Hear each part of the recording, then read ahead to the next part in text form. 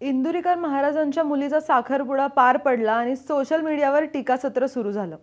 लग्नातील खर्च या सगळ्यावर इंदुरीकर महाराजांनी त्यांच्या कीर्तनामधून केलेलं भाष्य, मोठ्या थाटामाटात मुलीचा केलेला साखरपुडा या सगळ्यावरून इंदुरीकर महाराजांवर जोरदार टीका झाली। एवढंच नाही तर साखरपुड्यावेळी त्यांच्या मुलीने घेतलेल्या कपड्यांवरून देखील टीका करण्यात आली। तर या सगळ्या टीकेमुळे इंदुरीकर महाराज काहीसे व्यथित झाल्याचं पाहायला मिळालं। सुरुवातीला त्यांनी टीकेकरांना उत्तर सुद्धा दिलं, पण त्यांच्यावर होणारी टीका काही कमी नाही झाली। त्यामुळे आता इंदुरीकरने फेटा ठेवून द्यावा असं म्हणत इंदुरीकर महाराजांनी डायरेक्ट कीर्तन करणं बंद करण्याचे संकेत दिले।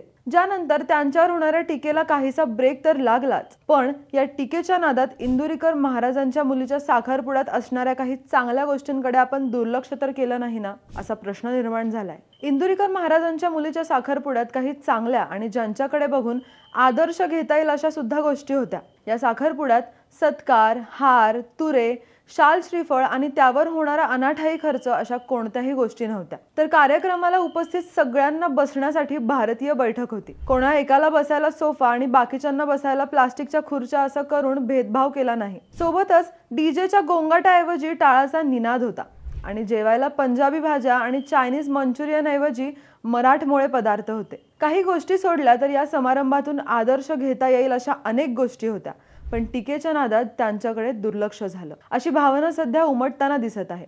तर यावर तुम्हाला काय वाटतं ते आम्हाला कमेंट करून नक्की सांगा।